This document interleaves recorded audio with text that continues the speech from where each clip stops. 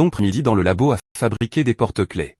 Même si tout le monde trouve ça étrange, il aime travailler seul. Mais il n'est pas tout à fait seul, car Imari vient souvent le surprendre. Elle s'approche de lui et lui dit de laisser le travail pour plus tard, ajoutant qu'elle a vu ses yeux briller et que c'est l'heure de fermer. Yu répond qu'il doit encore finir une paire de boucles d'oreilles, mais Imari s'accroche à son cou.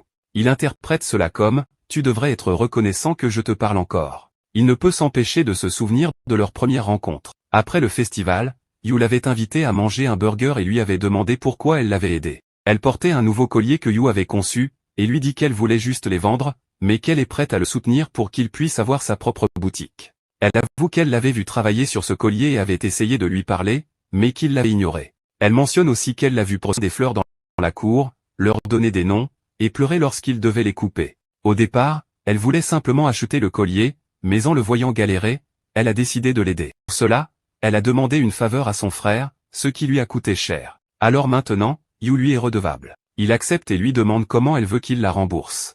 Imari répond qu'elle veut ses yeux, mais pas de façon glauque. C'est parce que, lorsqu'il crée des choses, ses yeux brillent, et elle veut qu'il ne les montre qu'à elle. En échange, elle vendra toutes ses créations, et ils resteront amis pour toujours. De retour au présent, Yu demande à Imari comment s'est passée l'entrevue avec l'agence de talent. Elle lui dit qu'elle les a refusés parce qu'elle veut se concentrer sur la boutique, et lui rappelle que s'ils ne sont toujours pas mariés avant leurs 30 ans, ils se marieront ensemble. Yu lui demande d'arrêter de plaisanter avec ça, car son frère prend ça au sérieux et l'appelle même beau-frère. Elle explique que c'est parce qu'elle l'aime bien et qu'elle veut vraiment qu'il devienne son beau-frère. Yu lui dit que pour se marier avec quelqu'un, il faudrait au moins sortir ensemble d'abord. Imari lui demande s'il pense encore à la fille dont il est tombé amoureux pendant une sortie scolaire à l'école primaire. Elle dit que ça sonne comme une histoire inventée et qu'il devrait trouver une fille réelle à la place.